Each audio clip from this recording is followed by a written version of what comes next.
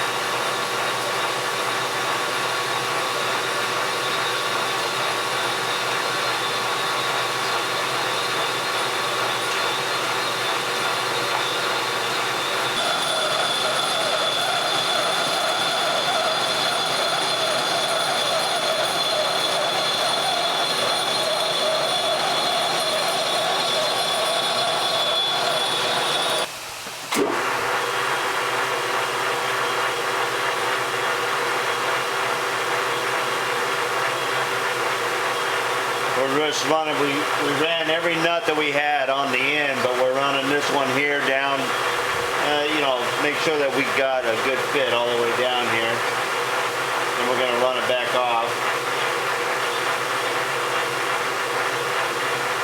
Okay, we got to turn it around.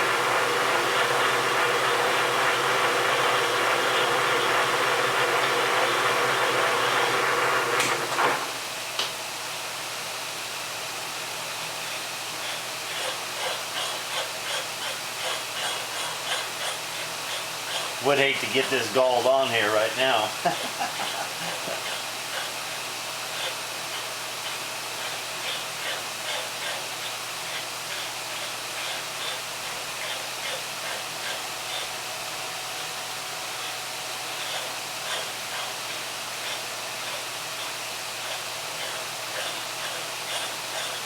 Does look like a good fit though. I mean, there's no rocking or anything in this.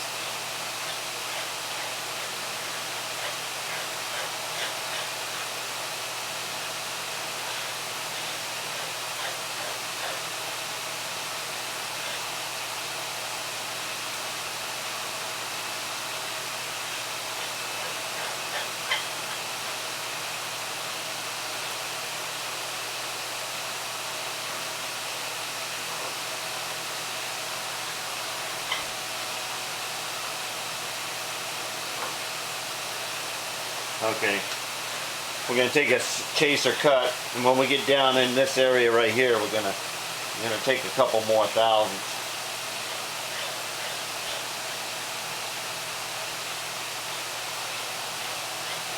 All right, I'm going to spin this back off.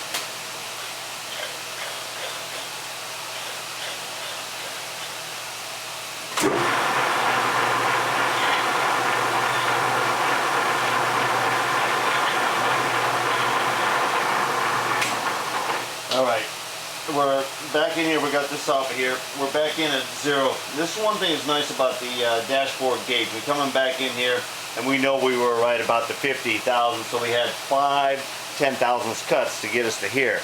We were going to make a spring cut, but we wanted to test it. So we are going to go ahead and make a spring cut, but when we get down about halfway right here, we're going to go ahead and feed it in an additional 2,000ths, 2.5 thousandths. That'll give 5. We can see the crown is a little thicker on the thread down here than here.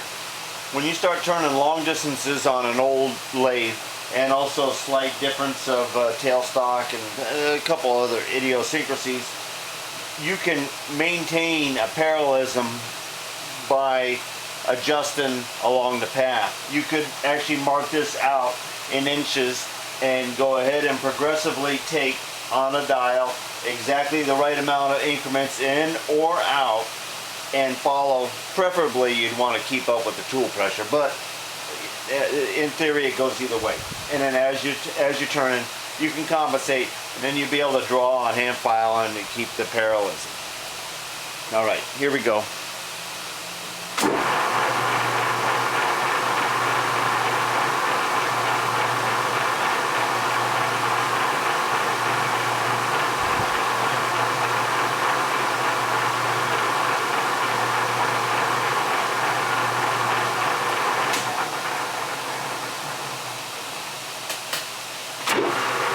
Something looked funny, we were still in reverse. When you're watching the thread dial and it's going the wrong way, you know something's wrong. Okay, so we didn't have to act on it.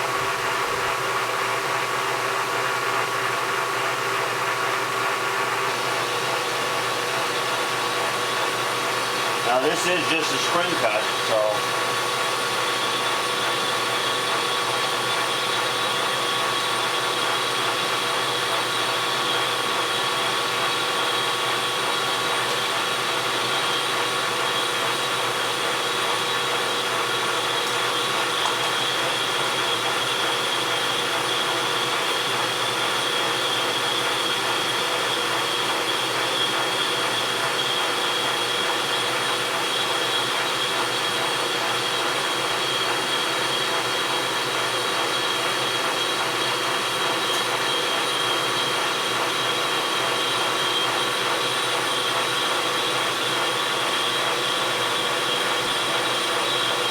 still see a crown or a flat on the top of our threads.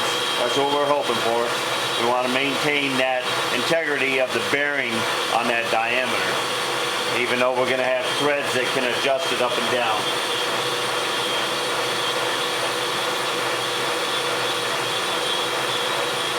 Okay, we're going to start tapping in just a thousandth at a time here. Alright, there's 1,000. We'll go a couple inches and we're going to tap in the second one. It was just down in this area where we started getting a little tight on that nut.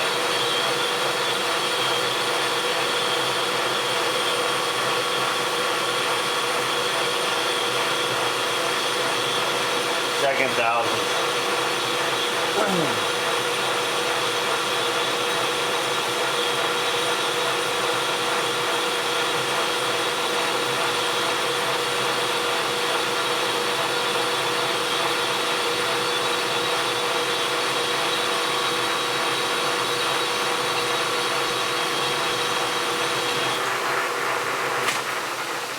Alright, we're going to try the nut again.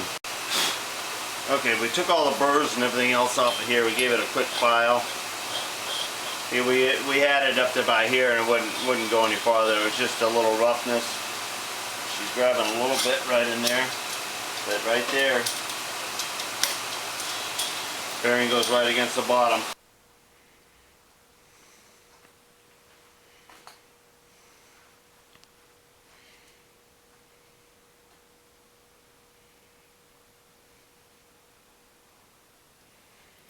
Of course, we're going to make a new sprocket, and it'll have a whole configuration and a size that will go along with the pair of nuts that will sandwich it in place. And that's fully adjustable. We can design and play with exactly where we want that, and then create a keyway, a lock pin, or whatever kind of configuration to actually lock that to the area we want.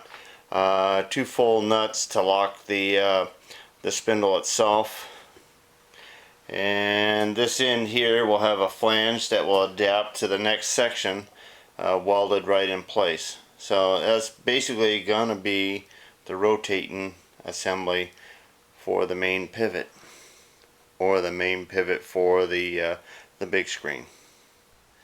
Well, I had to put the push on it tonight to, I wanted to see this sprocket on here, so we're not going to use this one, but this is our test one, and it was a couple thousandths tight fitting on the threads here. I bored it out and slid it on here so we got a good visual of it.